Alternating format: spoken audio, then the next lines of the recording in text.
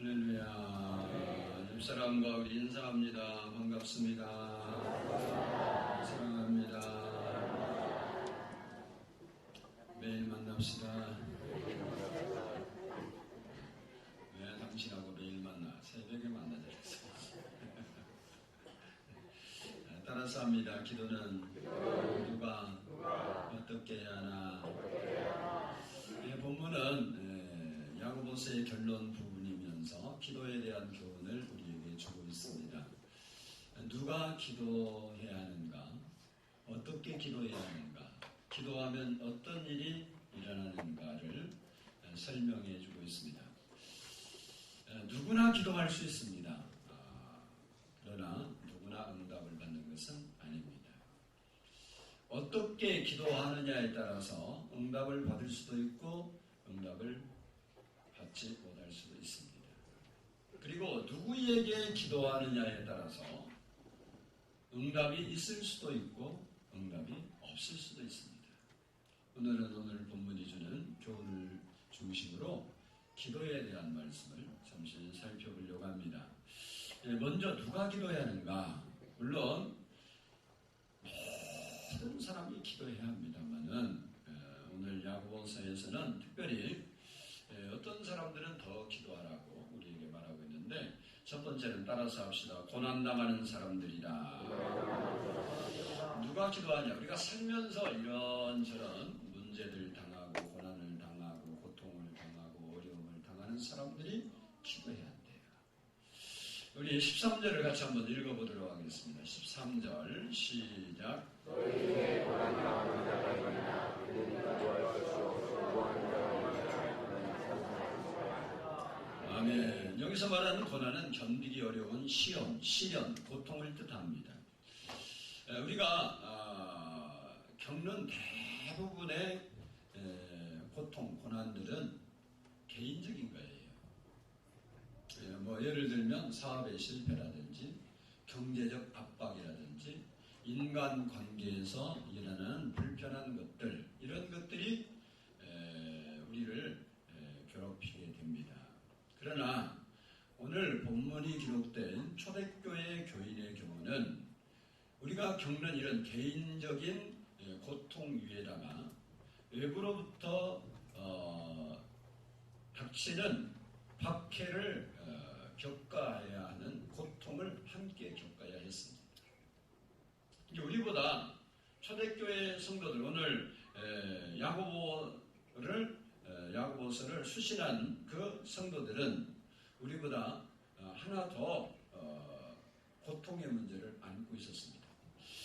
그들에게 야고보 사도가 제시한 해법, 너희가 이런 문제를 어떻게 하면 풀 수 있는가? 그 해법이 뭐냐면 따라서 한번 합니다. 기도해야 한다. 기도하면 된다는 것을 해법으로 오늘 본문이 제시하고 있습니다. 여러분이 인생을 살면서 이러고 저런 크고 작은 문제, 인간의 힘으로 풀 수 있는 것도 있고 풀 수 없는 것도 있는데, 이런 모든 문제, 고난, 한마디로 말하면 고난이 있을 때 그 문제를 우리가 끝까지 지고 갈 이유는 전혀 없어요. 아멘을 안 하면 그냥 지고 가세요. 이게 우리에게 당한 문제를 끝까지 지고 갈 이유는 전혀 없어요. 왜냐하면 예수님께서 십자가에서 그 문제를 담당해 주셨습니다. 그리고 예수님께서 우리에게 초청을 했어요. 수고하고 무거운 짐진 자들아 다 내게로 오라. 내가 너희를 쉬게 하리라. 뭐에서 쉬게 하냐? 무거운 짐. 오늘 말하면 고난으로부터 너희를 쉬게 하리라. 그래서 이것은 안 돼. 내가 평생 가지고 가야. 이런 생각을 먼저 버려야 돼. 아멘. 내가 가지고 가는 이런 고난의 문제 어쩔 수 없어. 내가 어떻게 해도 노력해도 안 돼. 지금까지 해도 안 돼. 이 생각을 먼저 버려야 된다. 야고보 사도는 오늘 본문에서 이러한 문제를 당한 사람들에게 이것의 해법은 바로 기도하는 것이다. 이렇게 이야기하고 있습니다.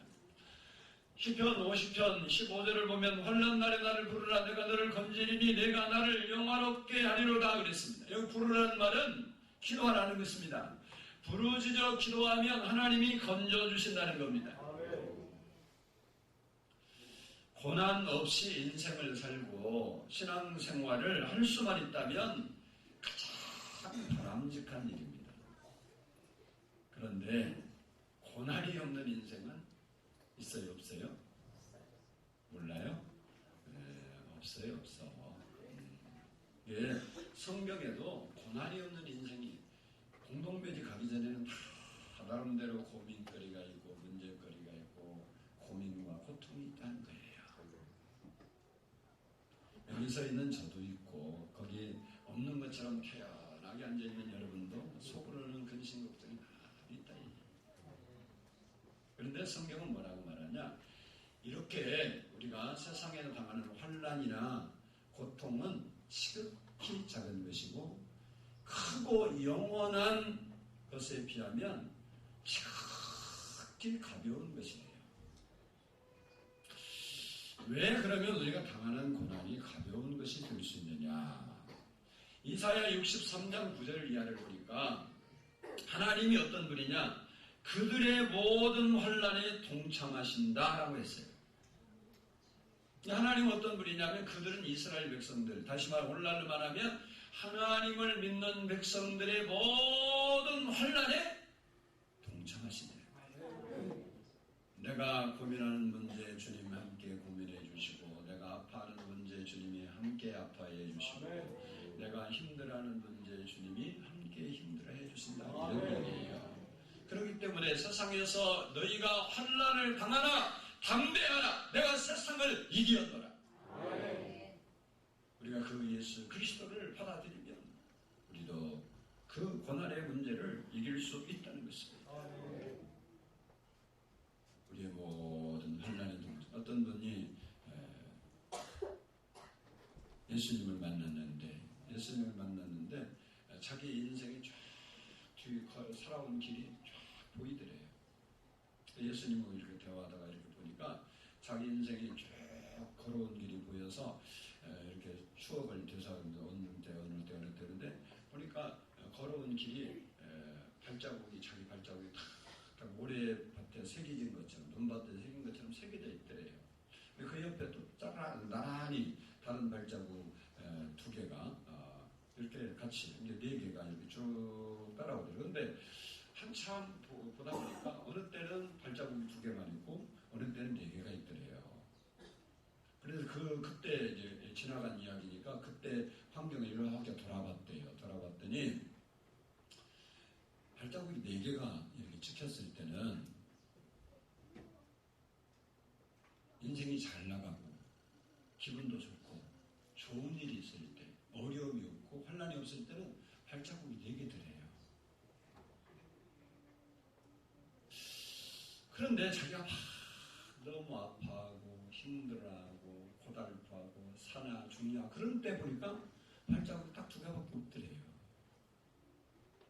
그래서 예수님이 좀 원망스럽더래요. 왜냐하면 좋을 때는 꼭 예수님 발자국 이렇게 2개 더 있더니 힘들 때는 자기 혼자 왔더래요. 그 예수님께 따졌대요. 예수님, 어찌 너와 함께 영원히 함께 한다고 하신 예수님이 내가 좋을 때 내 옆에 계시더니 어찌 내가 힘들 때는 나 혼자도 어디 갔다 오셨어요? 그리고 물어봤대요. 그랬더니요, 예수님이 그러시더래요. 그 발자국이 2발자국인지 자세히 봐라. 그래서 자세히 그 발자국을 가서 보니까 그 발자국이 자기 발자국이 아니라 예수님 발자국이더래요. 그러면서 예수님이 네가 그때 너무 힘들어하고 아파해서 너를 안고 내가 법고 그 길을 건너왔노라. 그러더라고요. 성경을 보면 하나님께서 이스라엘 백성을 광야에서 가나안 땅에 갈 때 독수리 날개로 업어 너희를 인도했느니라 그랬어요. 우리가 힘들고 어려울 때 꼭 세상에 아무도 나를 이해해 주는 사람이 없고 나와 함께하는 사람이 없고 나 혼자밖에 없는 것 같은 쓸쓸함과 외로움을 느낍니다. 그러나 하나님은 모든 고난에 함께한다는 겁니다. 내가 힘들고 외롭고 괴로울 때 내 곁을 떠나지 않고 함께 있어주는 사람, 내 가슴이 아파 신음하고 어려운 일로 고통당할 때 말로 위로하고 가장 가까이 있는 사람, 그 사람이 위로자예요.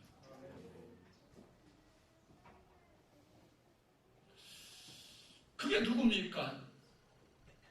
누가 내 아픔을 알고 내 고통을 알아주고 내 쏘가리를 알아줄 수 있습니까? 그분이 바로 우리 주 그리스도 예수십니다. 그래서 해리 볼백이라는 분은 이런 복음성가를 만들었습니다. 괴로울 때 주님의 얼굴 보라, 평화의 주님 바라보아라. 세상에서 시달린 친구들아, 위로의 주님 바라보아라. 힘이 없고 내 마음 연약할 때 능력의 주님 바라보아라. 주의 이름 부르는 모든 자는 힘주시며 늘 지켜주시리. 눈을 들어 주를 보라. 내 모든 염려 주께 맡겨라. 슬플 때에 주 예수 얼굴 보라. 사랑의 주님 안식 주리라. 우리 함께 찬송 한번 부르겠습니다.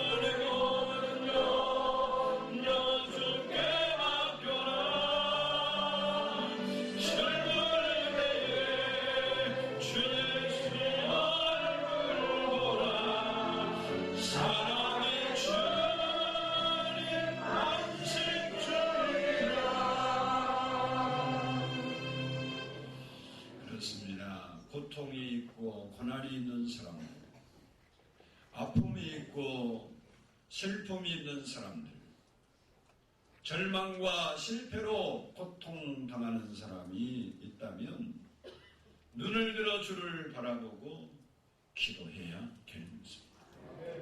빌립보서 4장 6절 말씀을 보면 아무것도 염려하지 말고 아무것도 염려하지 말고 오직 모든 일에 기도와 간구로 너희 구할 것을 감사함으로 하나님께 아뢰라. 아멘. 그렇습니다. 기도해야 합니다. 아멘.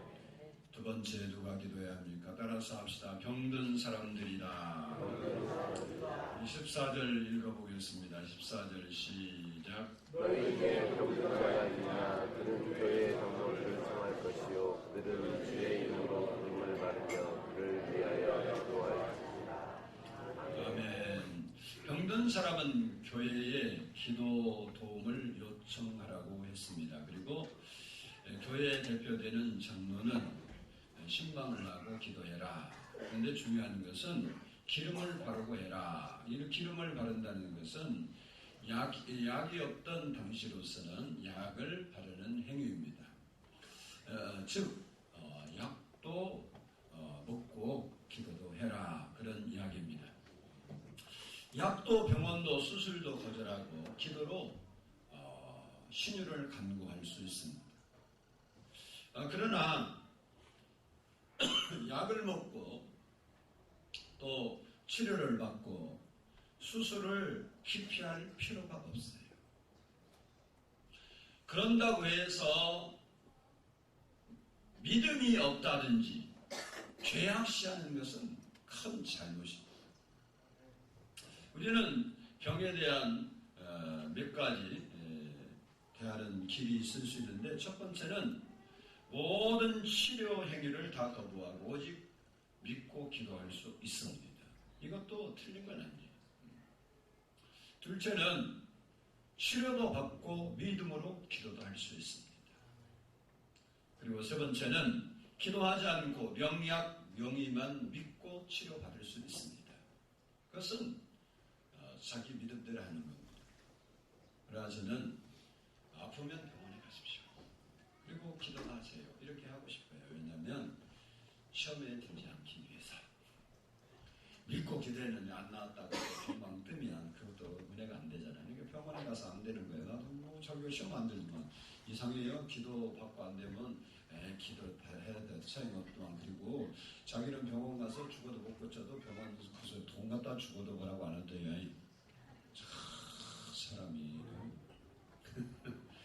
미국 듀크 대학 병원의 그 교수인 해럴드 퀘니와 데이비드 나슨 교수가 연구한 연구에 의하면 매주일 여러분처럼 이렇게 교회 나와서 예배드린 사람은 입원할 확률도 많이 적고, 입원을 하더라도 교회를 다니지 않는 사람보다 입원 기간이 작다라는 사실을 밝혀냈습니다. 아주 중요한 논리인데, 우리가 건강하기 위해서 열심히 운동도 하고 그러잖아요. 그러니까 우리가 신앙생활이나 교회 생활만 제대로 해도 예방의학 차원에서 자기 관리를 철저히 잘하고 있는 사람이다. 그럴 땐 아멘을 하는 거예요. 맞다니까. 아니 유명한 교수가 연구해서 하는 거예요. 내 얘기가 아니고. 할렐루야.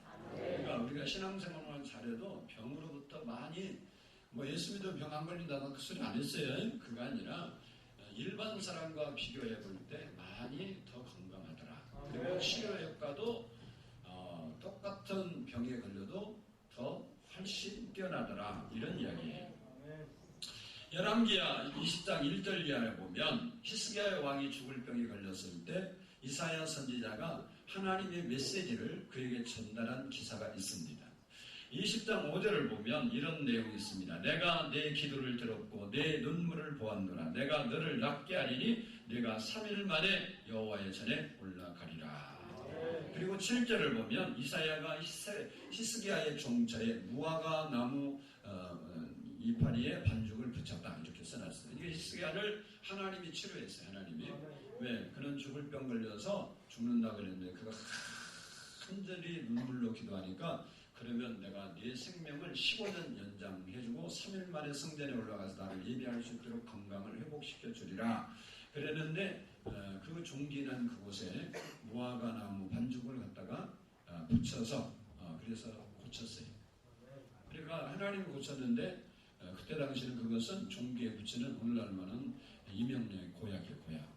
그렇게 해서 붙여주셨어요. 그러니까 의학도 하나님 주신 선물이니까 약 먹는 거 믿음 없다 그렇게 생각하면 절대 아니에요.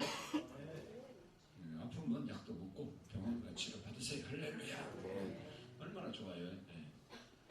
야 믿음이 없어서 어찌 그렇게 하는 거야. 기도하고 기도해. 그러면요 곤란한 일이 발생해. 자기 믿음도 안 되는데 그 기도하면 죽어요. 죽습니다. 제가 아는 사모님도 유방암으로 돌아가셨는데 그분이 왜 유방암을 초기에 발견했어요. 초기에. 요즘 유방암은 암이 아니야? 암도 아니에요. 조금 뭐 보건수술도 다 되잖아요. 그러니까 요즘은 뭐 아무 상관도 없어요. 그죠? 죽을 일이 있어 없어요. 근데 왜 돌아가셨냐? 암이 걸렸는데 믿음으로 기도한다고 하다가 이렇게 번져갖고 결국은 손 못 대고 돌아가셨대요. 그러니까 수술했으면 죽었어 안 죽었어? 생명은 하나님께 모르긴 모르는데 초창기에 수술해서 요즘 안 죽죠. 아멘을 안 하는 진짜. 진짜 안 죽는다니까. 내가 의학이 그분이 그게 잘못해서 잘했다 그 얘기 하려는 게 아니야. 하나님 치료할 수 있는 능력의 기도를 못 하는데 그러고 있다가 그런 거예요. 맞다니까. 하나님 안 고친다는 얘기니까 그럴 때는 가서 얼른 그 믿음 안 되면 뭐 하면 돼요? 근데 내가 믿습니다. 똥배짱 부리는 건 믿음이 아니에요. 배짱이지. 절대 믿음 아니에요. 여러분은 잘 알아야 돼. 그러니까 여러분이 기도하면서도 약도 드시고 다 하세요. 믿음대로. 할렐루야. 야고보서 5장 15절을 보면 믿음의 기도는 병든 자를 구원하리니 주께서 일으키라. 믿음으로 기도하면 병든 자를 하나님 일으키신대요. 아멘. 뭐 한다고? 주께서 일으키신다고. 믿고 기도해야 합니다. 중보의 기도를 요청해야 합니다. 약을 먹고 치료를 받고 수술을 해도 믿음으로 기도하고 해야 한다는 거예요. 기도하고. 그것도 하나님이 주신 선물이라고 생각하면 약을 먹고 고친 것도 누가 고친 거예요? 그렇지. 예수 믿는 사람은 그렇게 고백이 되는데 내가 뭐 기도해서 고쳤까지 병원에 의사 잘 만나서 고쳤지. 그 의사 못 만나게 했어야 돼. 그 사람. 그러니까 이 세상에 모든 것들이 주님이 주신 선물로 믿고 살아요. 그거 의지하고 살라고 소리는 안 했어요. 그것도 필요하면 의지하고. 그러나 우리는 누구를 믿고 사는 거예요? 그렇죠. 병든 자를 위하여 믿음의 기도는 병든 자를 일으키신다는 말씀을 믿고 사는 거예요. 할렐루야. 세 번째 누가 기도하려면요. 따라서 합시다. 죄를 범한 사람들. 우리 15절 읽어봅니다. 15절 시작.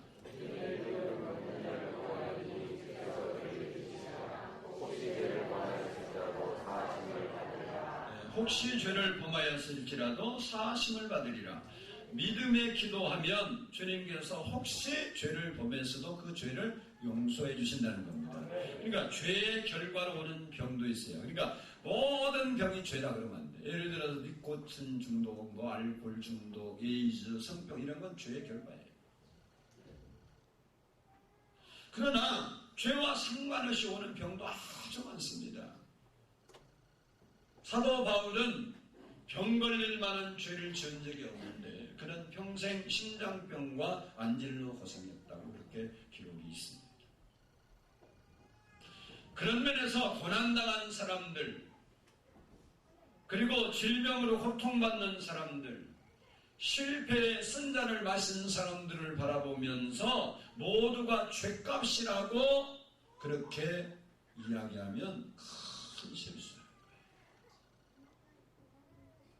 우리는 살다가 실패할 수도 있고 또 병도 걸릴 수 있고 고난에 걸릴 수도 있습니다. 그러나 그것이 죄값이 아니에요. 죄가 없어도 그런 것이 우리에게 올 수 있다는 것입니다. 오늘 본문은 죄를 범한 사람이 사죄함을 받는 길이 무엇인가를 밝혀주고 있는데 두 가지로 말하고 있습니다. 첫 번째는 하나님께 죄를 고백하라는 겁니다. 즉 회개하라는 거예요. 하나님 내가 잘못했습니다. 다시는 안 하겠습니다. 용서해 주세요. 이렇게 회개하라는 거예요. 두 번째는 뭐라고 그랬냐면 죄를 서로 고백하라 그랬습니다. 16절을 보면 너희 죄를 서로 고백하며 이 뜻은 하나님께 지은 죄 하나님께 고백해야 할 죄를 사람들에게 고백하라는 말이 아니에요. 사람에게 지은 죄는 사람에게 찾아가서 그 사람에게 시인을 하고 혐의를 풀고 용서를 구하라는 겁니다. 홧김에 친구를 두들겨 패서 전치 2주에 상해를 입은 친구가 모든 것이 자기가 잘못인 것을 알고 다음날 새벽 기도 시간에 나가서 하나님께 자기의 잘못을 큰 소리로 고백을 하고 회개를 했습니다. 그 다음에 이 친구가 해야 할 일이 뭐냐? 때린 친구를 찾아가는 거예요. 그리고 이복에 내가 죽을 놈이네. 내가 다 잘못했네. 어떤 벌이라도 달게 받겠네. 다시는 이런 일 없게 하겠네. 내가 오늘 새벽에 하나님께 나가서 하나님께도 용서를 구했네. 나를 좀 제발 용서해 주게. 이렇게 고백하는 거예요. 그러면 상대도 그 친구에게 자네 한 것은 100번 벌을 받아야 마땅하지만 나도 돌아보니까 잘한 것이 없네. 우리 잊으면서 없는 걸로 하세. 그리고 우리의 친구 우정은 편집할세. 이렇게 고백하라. 이게 서로 고백하는 거예요. 시편 38편 18절을 보면 다윗이 이런 고백을 합니다. 내 죄악을 고하며 내 죄를 슬퍼하느냐 요한일서 1장 9절을 보면 만일 우리가 우리 죄를 자백하면 그는 미쁘시고 의로우사 우리 죄를 사하시며 우리를 모든 불의에서 깨끗하게 하실 것이요 라고 했습니다. 죄를 하나님께 고하고 빌면 용서해 주신다는 거예요. 우리가 무슨 죄를 해야 사람은요 죄에 따라서 우리 박근혜 대통령이 회개했는지 안 했는지 난 몰라요. 그건 모르는데 어떻게 되지? 오늘 요즘 본문에 참 우리나라가 이상한 게 그거예요. 누가 잘못하고 잘을 따라서 야 지금 뭐 특검에서는 어떻게 되지? 뇌물죄 씌우려고요. 별 방법을 다 동원해갖고 지금 없는 것도 엮으려고 지금 하는 판이에요. 어떤 결론 나올지 몰라요. 나는 대통령 잘했다면 누구 편도 아니에요.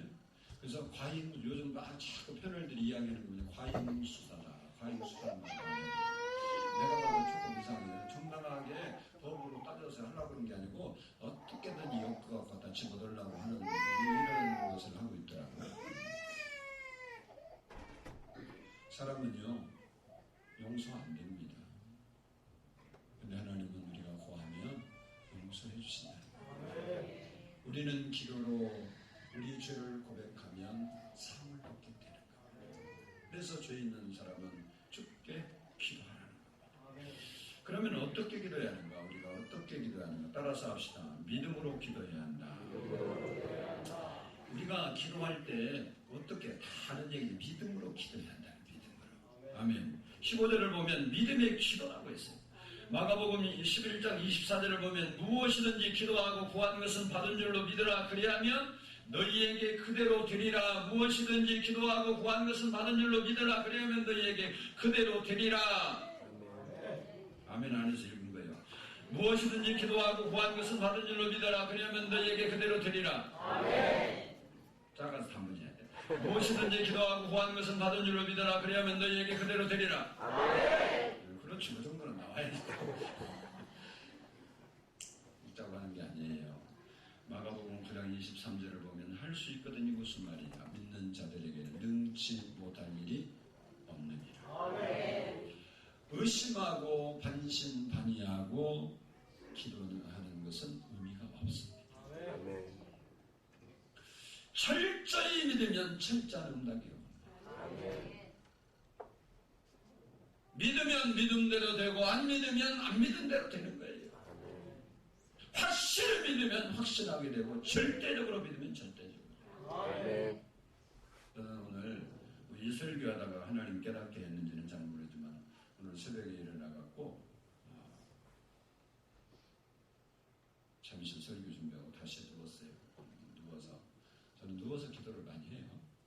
이해하세요 그냥. 앉아서 하고 무릎 꿇기도 하고 손 들고 다 기도. 기도는 숨을 때는 저는 누워서 하면 참 잘 돼요. 누워서 왜 조용하고 아무도 방해를 않잖아요. 하나님밖에 없어요.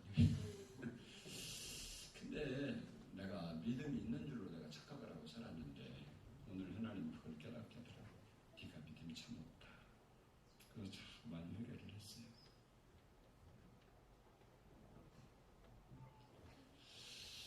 하나님이 역사해도 믿고 역사 안 해도 믿는다고 나는 생각을 했는데 내가 그렇게 안 했더라. 아니 지금까지 그런 줄 알았는데 아니더라. 하나님 나를 깨닫게 하는 거니까 아니더라. 내가 믿음이 이렇게 없었구나. 하나님을요 내 실력만큼 믿었더라고. 내 실력만큼. 내가 여러분 얘기 아니야. 내 얘기. 그래서 내가 하나님께 참 회개 많이 했어요. 하나님 내가 주님입니다.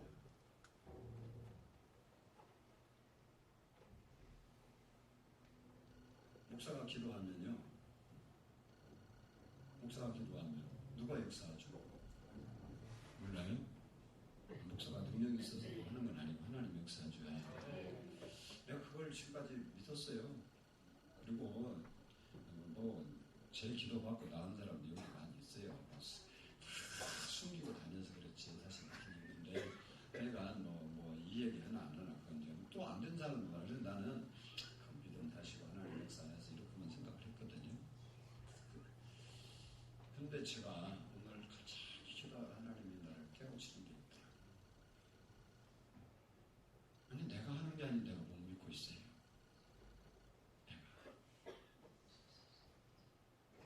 그렇죠. 내가 하나님 말씀대로 기도하면 하나님 무조건 해야 되겠네, 안 해야 돼요? 무조건 해야 되는 거예요. 아니 하나님이 무조건 해야 되는 거예요. 왜? 약속을 했으니까 해야 되는 거예요. 내가 내 말을 듣고 내가 부린다 하나님 그 말이 아니라 하나님이 약속을 해놨으니까 내가 약속을 믿고 하나님 앞에 뭔 얘기를 하면 하나님 무조건 해야 돼, 안 해야 돼? 해야 되지. 그런데 거기에 대한 믿음이 나는 있다고 생각했는데 내가 없더라고. 그래서 깨닫게 하신 하나님 그 회개를 또 한참 하고 또 깨닫게 해주신 하나님 앞에 감사를 많이 했어요.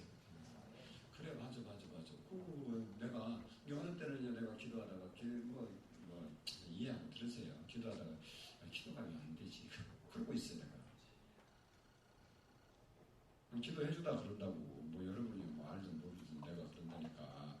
근데 이 사람은 기도를 잘 받네 이러고 있었어 내가. 근데 그래 나 때문에 기도가 돼. 하나님 무조건 해줘야 하는 거네 이거. 그걸 깨닫게 하시더라고. 근데 앞으로는 그런 생각 안 하기로 했어요. 그래서 무조건 기도하면 하나님 오십니다. 기도하십니다. 그렇게 믿기로 내가 생각을 바꾼다. 저도 60년 예수 믿었거든요. 제가 이제 60이에요 벌써. 갈라니. 여러분 걱정 마. 금방 안 죽어요. 한참 많이 살아요. 내일 일 어떻게 하냐. 나는 그런 걸 안 해요. 금방 안 죽어요. 걱정하지 마세요. 말짱할 테니까. 근데 제가 그렇게 믿었는데 오늘 믿음의 기도라 이야기하는 거예요. 이게 아니었네. 그걸 깨우쳐 주시더라고요. 그래서요. 어느 분이 저한테 옛날에 그런 얘기를 했거든요. 자기는 하나님이 역사에도 하나님 그대로 믿고 안 역사에도 그대로 믿는다고 하더라고. 그래서 나도 그렇게 믿지 누구는 그렇게 안 믿는 사람 믿으세요. 그죠? 여러분도 하나님 역사하나 하나님 살아계신 거 믿죠? 하나님 역사할 것도 믿고 믿죠? 그렇게 믿었어요 나도. 근데 그게 믿은 줄 알았더니 내가 안 믿었더라고. 하나님이 딱 알려주는 거 보니까 이거 내가 믿은 게 아니었네 이게. 60년 만에 깨달았어요. 여러분 좀 더 살아야 할 사람 더 살아야 겠다.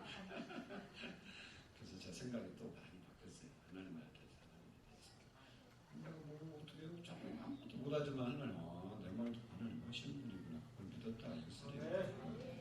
내 말 듣고 하나님 일하실 걸 믿었어. 그냥 오늘 하고 하나님 그냥 들어줄 걸 믿어버렸다. 그전에는 안 믿었냐? 저는 믿었는데 그전에 생각이 좀 달라졌다 이 소리예요. 그때는 환경에 따라 사건에 따라 뭐에 따라 내가 난도질을 했는데 이제 그거 없애지고 했어요. 어떻게 하나님 안 깨닫게 하면요 죽을 때까지 못 깨닫는 거고요. 이렇게 설교해도 어떤 사람은 깨닫는 게 있고요. 뭐가 어떤 사람은 죽어도 못 깨닫아요. 어쩔 수 없어 그건. 그걸 뭐라고 그러는 줄 알아요? 한번 따라서 해볼까요? 네 팔자다. 그러니까 그래서요 어떻게 이겨야 한다고? 비대면. 반신반의하고 하는 건 없어요. 진짜 해야 돼요. 두 번째 어떻게 해야 하냐? 따라서 간절히 기도해야 한다. 오늘 본문 17절, 18절을 보면 그 간절히 기도에 대해서 누구를 예를 들냐면 엘리야를 예로 들어요. 엘리야 사건이 어디 나오냐? 열왕기상 18절부터 19장에 보면 왕이 하나님께 죄를 지었고 또 그의 아내 이세벨이 우상을 숭배하고 백성이 죄를 지은 그것이 원인이 되어서 3년 6개월 동안 가뭄이 계속해서 됐습니다. 원래 이스라엘 땅은요 비가 적어요. 그런데 3년 6개월 동안 거기다 비가 안 오니까 이제 목축이나 이런 농사 이런 걸 다 할 수가 없게 됐어요. 이런 아주 어려운 상황에 있을 때 믿음의 사람 엘리야가 하나님께 간절히 기도했더니 하나님이 비를 주셨다는 거예요. 그때 그 사건을 야고보서는 오늘 본문 17절에서 간절히 기도했다 그랬고 18절에서는 다시 기도했다 그런 거예요. 간절히 기도하고 다시 기도했다. 다시 말하면 응답이 올 때까지 기도했고 비가 내릴 때까지 계속해서 기도했다. 열왕기상 18장 42절로 43절을 보면 엘리야의 기도 장면이 거기 기록되어 있어요. 거기 보면 엘리야가 갈멜산 꼭대기로 올라가서 땅에 꿇어 엎드려 그 얼굴을 무릎 사이에 넣고 라고 했습니다.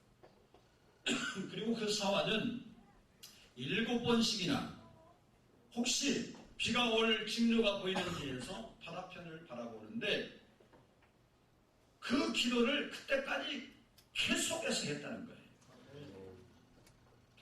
엘리야가 꿇어 엎드린 그곳은 잔디밭이 아니고 카페트 깔린 실내도 아니에요. 흙먼지와 돌멩이가 엉켜져 있는 땅바닥이에요. 거기에 무릎을 꿇고 머리를 무릎 사이에 넣고 기도했습니다. 땅바닥에 꿇어 엎드렸다는 것은 하나님을 향한 항목을 의미하는 겁니다. 그 기도를 구름이 떠올라서 빗방울이 떨어질 때까지 계속했다는 거예요. 여러분이 알아야 돼요. 기도는 경험이에요. 내가 옛날 기도해보니 어떤 일이 있어서 이런 기도는 경험이 아니라 기도는 우리의 삶이에요. 삶. 기도는 게임이 아니에요. 영적 전쟁입니다. 기도하면 이기고 기도 안 하면 지는 거예요. 기도는 구경거리가 아니에요. 생과 성패가 걸린 전쟁이라는 거예요. 전쟁. 엘리사의 기도를 야고보는 간절히 다시 그렇게 했습니다. 기도하다 말다 하면 힘이 없어요. 약초를요. 여러분 약 먹잖아요. 약 50 넘으면 약 안 먹고 사는 사람이 별로 없어요. 10명 중에 내가 볼 때는 아마 7명은 약 먹지 않을까. 아마 여기 손 들어라면 뭔 약을 먹든지 안 먹는 사람 한번 손 들어볼까요? 약 아무것도 안 먹는 사람 손 들어봐요. 몇 사람이 있긴 있네. 그러니까 없어요. 다 심지어 영양제라도 먹어. 맞죠? 없어. 약 안 먹고. 근데 약이라는 거, 약효는요, 병이 물러갈 때까지 먹어야 약효가 나는 거예요. 요즘은 폐병이 그렇게 중한 병 아닌데, 폐병 걸리는 사람이 있잖아요. 그렇게 기침과 폐가 아프고 통증이 있는데, 한 3개월 먹으면요, 안 아프대요. 그럼 사람들이요, 계속 안 먹는데요. 안 아픈데 왜 그걸 먹겠어요? 나쁜 독한 약을. 근데 보통 6개월에서 어떤 사람마다 1년을 먹으라 그러는데요.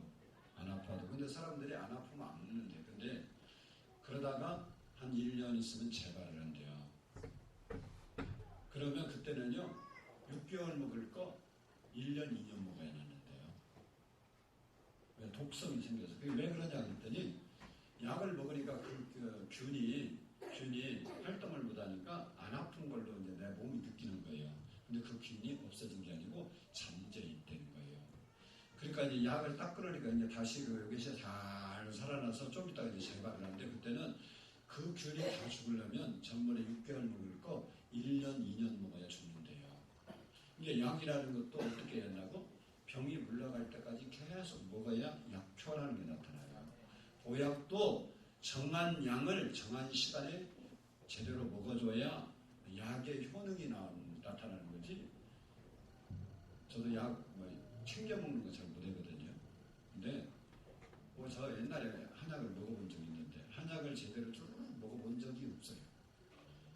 하루에 3번 먹으라는데 2번 먹다, 1번 먹다가 나도 2번 안 먹다가 하루 건너뛰었다 잊어버리고 또 먹다가 이게 한 달 먹을 것을 6달, 1년 가 1년. 그러니 그거 먹으면 뭐하겠어? 안 먹는 게 낫지.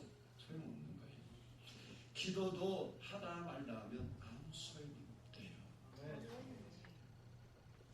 아멘이라도 했으면 좋겠죠. 네. 간절히 계속해서 해야 돼요. 기도는 중단하면 안 되는 거예요. 신앙생활도 중단하면 신앙이 무너지게 돼 있어요. 엘리야의 기도가 우리의 기도가 돼야 합니다. 그러면 우리가 이렇게 기도하면 어떻게 됩니까? 오늘 본문 보니까 병든 자가 구원을 받습니다. 주께서 저를 일으키십니다. 죄사함을 받습니다. 많은 역사가 일어납니다. 가뭄 땅에 단비가 내리는 겁니다. 한마디로 말하면 문제가 해결되고 구원의 역사가 일어나고 기적이 일어나는 거예요. 성경을 보면 기도하면 반드시 하나님의 역사가 일어났습니다. 결론은 우리들의 이야기로 끝나야겠죠. 우리에게도 기도할 문제가 있어요, 없어요? 우리에게도 기도할 문제가 가족 구원을 위해서 기도해야 하고 문제 해결을 위해서 기도해야 하고 기도할 것이 산더미같이 많아요. 또 기도해야 한다는 사실을 다 알고 있어요. 기도하면 좋은 일이 생기고 기도하면 응답된다는 사실도 알고 믿고 있어요. 그런데 문제는 기도를 안 해요. 하다 말다 그래요. 여러분이 알아야 돼요. 내가 기도를 다짐하면 기도하게 사다리가 놔두냐? 절대 그런 거 없어요. 기도하려고 하면 사단이 어떻게든지 기도하지 못할 사건을 우리에게 가져다 두는 거예요. 우리가 시험을 이기려면 깨어 기도해야 합니다. 응답받으려면 오늘 본문 말씀처럼 쉬지 말고 간절히 다시 기도해야 돼요. 하나님의 철저한 인도를 받으며 살기를 원하시면 새벽에 도우시는 하나님께 나와서 새벽을 깨워야 돼요. 여러분은 선택할 수 있는 선택권이 있습니다. 여러분의 힘과 능력과 지혜로 살기를 원하시면 그렇게 사세요. 누가 말리겠어요? 여러분의 지혜와 여러분의 능력과 여러분의 힘으로 세상을 살 수 있다고 믿어지면 그대로 사세요. 그러나 나에게 하나님의 힘이 필요하고 하나님의 도우심이 필요하고 하나님의 손길이 필요하다고 믿는다면 기도하세요. 여러분의 힘으로 세상을 살고 여러분의 힘으로 충분히 헤쳐나갈 수 있다고 생각하면 그렇게 사세요. 그러나 조금이라도 나는 내 문제에 하나님이 개입하시고 내 사건에 개입하시고 내 환경에 개입하셔야 한다고 생각이 든다면 기도할 수 있기를 바라요. 여러분의 엘리야가 간절히 기도했던 것처럼 여러분에게 그 하나님의 은혜가 임해서 하나님의 도우심을 간절히 구할 수 있는 믿음의 사람이 되어서 살아갈 수 있기를 주의 이름으로 축복합니다. 기도하겠습니다.